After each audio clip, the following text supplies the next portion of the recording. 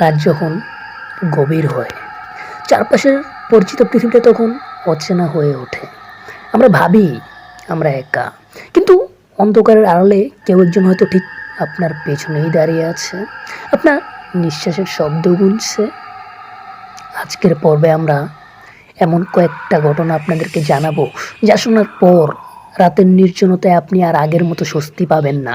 প্রথম ঘটনাটি এক অভিশপ্ত বাসের, যেখানে আয়নায় দেখা যায় না এমন এক যাত্রী আপনার গাড়ির কাছে এসে ফিস ফিস করে জানতে চাইবে, একটু আলো দেবে কি, একটু আলো হবে কি।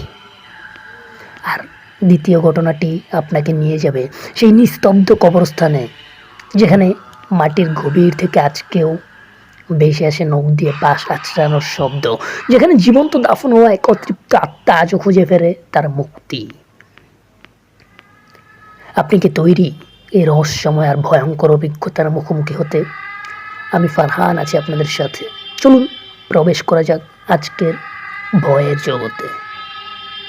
প্রথম ঘটনাটি আমাদেরকে পাঠিয়েছেন, তার একটি নাম আরজে রাব্বি। সোনি যেও লিখেছেন, আমিও ঠিক সেভাবেই পড়ার চেষ্টা করছি। আসসালামু আলাইকুম ভাইয়া। এই ঘটনাটি ঘটেছিল কুষ্টিয়া থেকে ঢাকা ফেরার পথে এক প্রাইভেট কার চালকের সাথে। নাম তার শাহেদ। রাত তখন প্রায় 2টা। শাহেদ ভাই একাই গাড়ি চালিয়ে ফিরছিলেন। বঙ্গবন্ধু সেতুর কাছাকাছি কোনো এক নির্জন রাস্তায় হঠাৎ তিনি দেখলেন রাস্তার মাঝখানে একটা ছোট্ট বাচ্চা দাঁড়িয়ে আছে। গভীর রাত, চারপাশে ঘন জঙ্গল। এত রাতে একটা বাচ্চা এখানে কি করছে? তিনি ভয়ে এবং বিস্ময়ে গাড়ি থামালেন। কিন্তু অবাক করা বিষয়, গাড়ি থামানোর সাথে সাথেই বাচ্চাটি ভোজবাজের মতো মিলিয়ে গেল। শাহেদ ভাই ভাবলেন হয়তো চোখের ভুল ছিল। তিনি আবার গাড়ি চালানো শুরু করলেন। কিন্তু কিছু দূর যাওয়ার পর তিনি গাড়ির রিয়ার ভিউ মিরবে পেছনের আয়নায় তাকে হীন হয়ে গেলেন। তিনি দেখলেন পেছনের সিটে সেই বাচ্চাটি বসে আছে। তার শরীরটা ভেজা আর গা দিয়ে পচা নর্দমার মতো দুর্গন্ধ বেরোচ্ছে। শাহেদ ভাই আতঙ্কে গাড়ি থামানোর চেষ্টা করলেন, কিন্তু অদ্ভুতভাবে ব্রেক কাজ করছিল না। গাড়িটা যেন নিজের ইচ্ছা মতো চলছিল। পেছনের বাচ্চাটি কোনো কথা বলছে না, শুধু খিলখিল করে হাসছে। সেই হাসির শব্দ মানুষের মতো না, অনেকটা কাঁচ ভাঙ্গার মতো তীক্ষ্ণ শব্দ। হঠাৎ বাচ্চাটি শাহেদ ভাইয়ের গাড়ির কাছে মুখ নিয়ে এসে ফিস ফিস করে বলল, মামা আমাকে একটু নামিয়ে দিবে? শাহেদ ভাই ভয়ে কাঁপতে কাঁপতে জিজ্ঞেস করলেন, কোথায় নামবি? বাচ্চাটি ইশারায় সামনের একটা পুরনো বট গাছ দেখিয়ে দিল। বট গাছটির সামনে আসতেই গাড়িটি নিজেই থেমে গেল।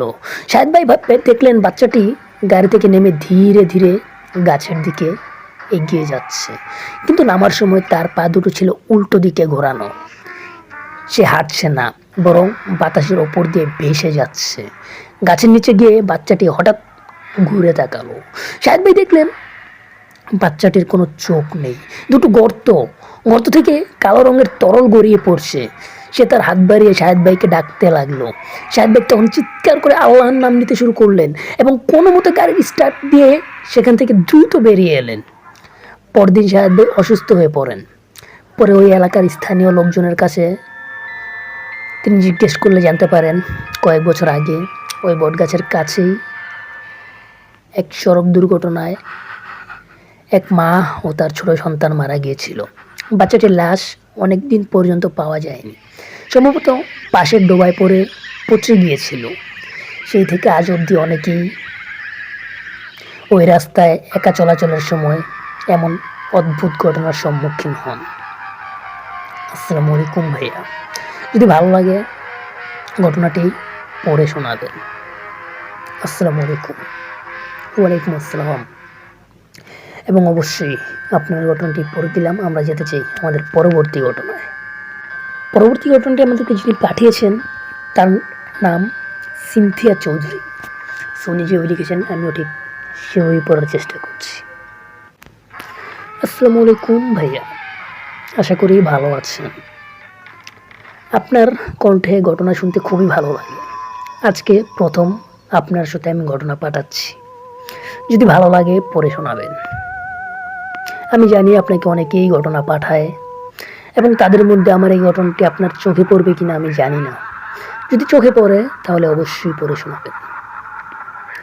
যাই হোক, মূল ঘটনায় যাই। ঘটনাটি কুমিল্লার একটি প্রত্যন্ত গ্রামের ঘটনা। আজ থেকে প্রায় 15 বছর আগে সেই গ্রামে এক অদ্ভুত ও গা শিউরে ওঠা ঘটনা ঘটেছিল। ঘটনার মূল সাক্ষী জাহিদ, যে ওই সময়ে শখের বসে রাতে মাছ ধরতে বের হতো। গ্রামের এক কোণে ছিল একটি বিশাল পুরনো কবরস্থান। গ্রামবাসী বিশ্বাস করত মাগরিবের পর ওই রাস্তা দিয়ে একা যাওয়া মানেই বিপদ ডেকে আনা। কিন্তু জাহিদ এসব বিশ্বাস করতো না। এক অমাবস্যার রাতে সে তার বড়শিতে মাছ ধরার সরঞ্জাম নিয়ে ওই কবরস্থানের পাশের বিলের ওইখানেই যাচ্ছিল। রাত তখন প্রায় 12টা। চারপাশ নিঝুম, শুধু ঝিঝি পোকার ডাক আর মাঝে মাঝে শিয়ালের হুক্কা হওয়া শব্দ শোনা যাচ্ছিল। কবরস্থানের মাঝামাঝি পৌঁছাতেই জাহিদ দেখলো রাস্তার ঠিক মাঝখানে ধবধবে সাদা কাপড় পরা একজন মানুষ বসে আছে। লোকটির পিঠ জাহিদের দিকে ঘোরানো। জাহিদ ভাবলো হয়তো কোনো পথিক ক্লান্ত হয়ে বসেছে। সে কাছে গিয়ে জিজ্ঞেস করলো, চাচা, এত রাতে এখানে বসে আছেন কেন? লোকটি কোনো উত্তর দিল না। জাহিদ আবার ডাকলো। এবার লোকটি ধীরে ধীরে ঘাড় ঘোরালো। জাহিদ দেখলো লোকটির কোনো মুখ নেই, একদম সমতল, চামড়া, চোখ, নাক, মুখ কিচ্ছু নেই। জাহিদ ভয় চিৎকার করতে গিয়ে দেখলো তার গলা দিয়ে কোনো শব্দ বের হচ্ছে না। সে আড়ষ্ট হয়ে দাঁড়িয়ে রইল। ঠিক সেই মুহূর্তে কবরস্থানের ভেতর থেকে এক করুণ কান্নার শব্দ ভেসে এলো। মনে হচ্ছিল মাটির গভীর থেকে কেউ আর্তনাদ করছে, আমাকে বের করো, আমি এখনো বেঁচে আছি। জাহিদ দেখলো সাদা কাপড়ের সেই মুখহীন মূর্তিটি হঠাৎ করে উঠে দাঁড়ালো এবং বাতাসের মতো ভেসে গিয়ে একটি নতুন কবরের ওপর গিয়ে বসলো। কবরটি ছিল মাত্র কয়েক ঘন্টা আগে দাফন করা এক যুবকের।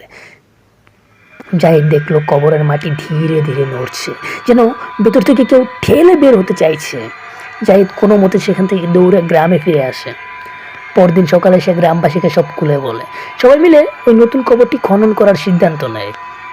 যখন কবরটি খোঁড়া হলো তখন দেখা গেল যা কেউ কল্পনাও করেননি, মৃত যুবকের লাশটি কাফন পরা অবস্থায় উপুর হয়ে শুয়ে আছে, আর তার হাতের নখগুলো দিয়ে কাফনের কাপড় ছিঁড়ে ফেলা হয়েছে। নখের নিচে লেগে আছে তাজা রক্ত এবং কবরের ভেতরের বাঁশগুলোতে আঁচড়ানোর দাগ। গ্রামের ডাক্তার জানালেন যুবকটি আসলে মারা যায়নি, সে ক্যাটালিপটিক শক এই রোগে আক্রান্ত ছিল, যা দেখতে মৃত্যুর মতো মনে হয়। তাকে জীবন্ত দাফন করা হয়েছিল। সে রাতে জেগে উঠেছিল এবং বাঁচার জন্য আপ্রাণ চেষ্টা করেছিল, কিন্তু কেউ তার ডাক শুনতে পায়নি। শুধু সেই রাতে জাহিদকে সে তার অতৃপ্ত আত্মার সংকেত দিয়েছিল। আজও সেই গ্রামের মানুষ বলে অমাবস্যার রাতে ওই কবরস্থানের পাশ দিয়ে গেলে নখ দিয়ে বাঁশ আঁচড়ানোর শব্দ এবং মাটির নিচ থেকে দম বন্ধ করা গুনগানের আওয়াজ শোনা যায়। জাহিদ সেই রাতের পর থেকে আর কোনোদিন রাতে একা ঘর থেকে বের হয়নি। আসসালামু আলাইকুম ভাইয়া, আশা করি গল্পটা পড়ে শোনাবেন। অবশ্যই আপনাদের প্রত্যেকের ঘটনাই আমি পড়ি এবং পড়াটা আমার কর্তব্য মনে করি আমি।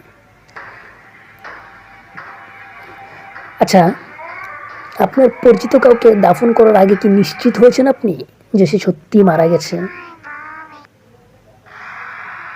অবশ্যই সেটা চেক করে নেবেন। এটা আমার পক্ষ থেকে আপনার জন্য সাজেশন রইল। এবং আমি যাব আমার পরবর্তী ঘটনায় যাওয়ার আগে আপনাদেরকে একটু জানিয়ে রাখতে চাই, যারা যারা এখনো পর্যন্ত আমার ভিডিওটা শেয়ার করেন নাই, অবশ্যই ভিডিওটা শেয়ার করে আপনার ফেসবুকের টাইম লাইনে রেখে দেবেন। এবং যারা যারা এখন আমাদের চ্যানেলটা সাবস্ক্রাইব করে আমাদের ভয়ের জগৎ ফ্যামিলির একজন মেম্বার হন নাই, তারা অবশ্যই চ্যানেলটা সাবস্ক্রাইব করে ভয়ের জগৎ ফ্যামিলির একজন মেম্বার হয়ে যাবেন। এবং যারা ঘটনা পাঠাতে চান তারা কীভাবে পাঠাবেন সেটাও এখন পর্যন্ত আমি বলি নাই আজকের শোতে। সো সেটাও আমি বলে দিতে চাই। ভয়ের জগতের ঘটনা পাঠানোর জন্য আপনাকে যেটা করতে হবে, আমাদের ফেসবুক পেজে গিয়ে আপনার পুরো ঘটনা একসাথে লিখে পাঠিয়ে দিবেন। আমাদের ফেসবুক পেজের নাম RJ ফারহান 8 এবং আরেকটা পেজ RJ জীবন। দুটো পেজের লিঙ্ক আপনারা এই ভিডিও ডিসক্রিপশন বক্সে পেয়ে যাবেন। আপনারা চাইলে আমাদেরকে আপনার ঘটনা ইমেল করে পাঠাতে পারেন। আমাদের ইমেল অ্যাড্রেসটি হলো mushfikurfarhansfans888@gmail.com, এই ঠিকানা। অথবা আপনি যদি চান যে ভাইয়া আপনার ইমেল অ্যাড্রেসটা ইমেল অ্যাড্রেসটি তো আমি বুঝতে পারলাম না, আমাদের ইমেল অ্যাড্রেসের ঠিকানাটি আপনি আমাদের ভিডিও ডিসক্রিপশন থেকে নিয়ে নিতে পারবেন। সো চলুন আর কথা না বাড়িয়ে আমাদের পরবর্তী ঘটনায় যাই। পরবর্তী ঘটনাটি আমাদেরকে যিনি পাঠিয়েছেন তার আইডির নাম রুফাইদা। সুনি যেভাবে লিখেছেন আমি ঠিক সেভাবে পড়ার চেষ্টা করছি। আসসালামু আলাইকুম ভাইয়া, ঘটনাটি ঘটেছিল 2004 সালে রাজশাহীর এক প্রত্যন্ত গ্রামের এক বিশাল পরিত্যক্ত জমিদার বাড়িতে। 3 বন্ধু শাওন, রাতুল আর বিজয় শখের বসে সেখানে গিয়েছিল প্যারানরমাল ইনভেস্টিগেশন করতে। তারা জানতো না যে কিছু দরজা একবার খুললে আর কখনো বন্ধ করা যায় না। জমিদার বাড়িটি ছিল 3 তলা। গ্রামের মানুষ দিনের বেলা ওটার ছায়া মারাতো না। লোকমুখে শোনা যায় ওই বাড়ির শেষ জমিদার তার যুবতী স্ত্রীকে সন্দেহ করে ঘরের ভেতর দেয়াল গেঁথে জ্যান্ত কবর দিয়েছিলেন। শাওনরা যখন ভেতরে ঢুকলো তখন রাত 11টা। চারপাশ ধুলোয় ঢাকা আর পুরনো আসবাবপত্রের মাঝে এক অদ্ভুত ঘুমট গন্ধ।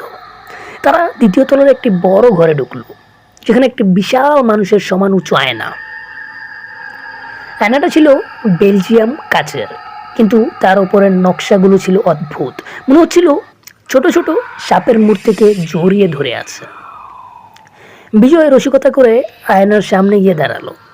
টর্চের আলো আয়নার উপর ফেলতেই তারা দেখলো আয়নার ভেতরে বিজয় দাঁড়িয়ে আছে ঠিকই, কিন্তু আয়নার ভেতরের বিজয় হাসছে না, যদিও বাইরের বিজয় হো হো করে হাসছিল। হঠাৎ আয়নার ভেতরে বিজয় তার হাতটা আয়নার কাচের উপর রাখলো। ভেতর থেকে একটা শব্দ হলো, ঠক ঠক করে। শাওন আর রাতুল দেখলো আয়নার ভেতরের প্রতিচ্ছবিটা ধীরে ধীরে বিজয়ের গলার দিকে হাত বাড়াচ্ছে। বিজয় তখন কিছুই বুঝতে পারছে না। সে ভাবছে বন্ধুরা তাকে ভয় দেখাচ্ছে, কিন্তু যখন সে দেখলো তার নিজের গলায় আঙ্গুলের ছাপ বসছে এবং দম বন্ধ হয়ে আসছে, তখন সে আতঙ্কে চিৎকার করে উঠল। বিজয়কে টেনে সরিয়ে নেওয়ার সময় হঠাৎ পুরো ঘরে সেই দেয়াল গাঁথার শব্দ পাওয়া যেতে লাগলো। খট খট খট। মনে হচ্ছিল ঠিক তাদের পাশেই কেউ ইটের পর ইট বসাচ্ছে। টর্চের আলোয় তারা দেখলো ঘরের এক কোণের দেয়াল থেকে রক্ত চুইয়ে পড়ছে। ঠিক সেই মুহূর্তে ঘরের তাপমাত্রা মাইনাসে নেমে গেল। তারা স্পষ্ট শুনতে পেল একজন মহিলার কান্নার আওয়াজ। মহিলাটি কাঁদছে না, বরং রাগে ফুঁসছে আর বলছে, তোরা কেন আসলি? এখন তোদেরও এখানেই থাকতে হবে। তারা পাগলের মতো দৌড়ে বাড়ি থেকে বেরিয়ে আসে, কিন্তু বিপদ পিছু ছাড়েনি। বাড়ি ফেরার পর রাতুল খেয়াল করলো তার পিঠে নখের আঁচড়ের গভীর দাগ। আর বিজয়, সেই রাতের পর থেকে বিজয় আর কোনোদিন আয়নার সামনে দাঁড়াতে পারে না। সে দাবি করে সে যখনই আয়নার দিকে তাকায় সে তার নিজের চেহারা না দেখে বরং দেখে সেই গুমট ঘরের ভেতর দেয়ালের ওপাশে আটকে থাকা এক কঙ্কালসার হাত তাকে ডাকছে। সেই বাড়িটি আজও আছে, কিন্তু স্থানীয়রা বলে মাঝে মাঝে রাতের বেলা ওই বাড়ির জানলা দিয়ে লাল রঙের একটা আলো দেখা যায়। আর কোনো সাহসী মানুষ যদি ওই জানলার দিকে তাকায় সে নাকি নিজের প্রতিচ্ছবিকে জানলার কাচের ভেতর দেখতে পায়, যেখানে তার প্রতিচ্ছবিটি তাকে ভেতরের দিকে আসার জন্য ইশারা করেন। আসসালামু আলাইকুম ভাইয়া, আশা করি ভালো আছেন। আর যদি ভালো লাগে তাহলে অবশ্যই আমার ঘটনাটি পড়ে শোনাবেন। অবশ্যই আপনার ঘটনাটি আমি পড়ে দিলাম, এবং একদমই এই ঘটনার মধ্য দিয়ে আমার চলে যাওয়ার সময় এসে গেছে। এবং চলে যাওয়ার আগে আপনাদেরকে একটু জানিয়ে রাখতে চাই, যারা যারা আমাদেরকে ঘটনা পাঠাতে চান পাঠাতে পারে আমাদের ফেসবুক পেজের ইনবক্সে। আমাদের ফেসবুক পেজের নাম আরজ ফারহান 8 এবং আরেকটা পেজ আরজ জীবন। দুটো পেজের লিঙ্ক আপনার এই ভিডিও ডিসক্রিপশন বক্সে পেয়ে যাবেন। অথবা আপনারা যদি চান আমাদেরকে ইমেল করে আপনার পুরো ঘটনা একসাথে লিখে পাঠাবেন। আমাদের ইমেল অ্যাড্রেসটি হলো mushfikurfarhansfans888@gmail.com, অথবা আপনি চাইলে আমাদের ইমেল অ্যাড্রেসের ঠিকানাটি আমাদের ভিডিও ডিসক্রিপশন বক্স থেকেও নিয়ে নিতে পারবেন। সো আশা করতেছি পরবর্তী এপিসোডটা আপনার ঘটনা দিয়ে আমরা সাজাবো। এবং যারা এখনও লাইক করেন নাই, যদি ভালো লাগে তাহলে লাইক করে দিতে পারেন। আর কেমন লাগলো সেটা জানাবেন ভিডিওর কমেন্ট বক্সে। আর যারা এখনও ভয়ের জগৎ চ্যানেলটা সাবস্ক্রাইব করেন নাই, মানে আর যে ফারহান 8 এই চ্যানেলটা সাবস্ক্রাইব করেন নাই, ভয়ের জগৎ ফ্যামিলির একজন মেম্বার হন নাই, তাদের কাছে আমি রিকোয়েস্ট করব আর যে ফারহান 8 এই চ্যানেলটা সাবস্ক্রাইব করে ভয়ের জগৎ ফ্যামিলির একজন মেম্বার হয়ে যাবেন, একজন নিয়মিত শ্রোতা হয়ে যাবেন ইনশাআল্লাহ। এবং হচ্ছে গিয়ে এখনও যারা শেয়ার করেন নাই তারা অবশ্যই ভিডিওটা শেয়ার করে আপনার ফেসবুকের টাইমলাইনে রেখে দিবেন। সো আমি আজকের মতো বিদায় নিতে চাই। আল্লাহ হাফেজ, টেক কেয়ার।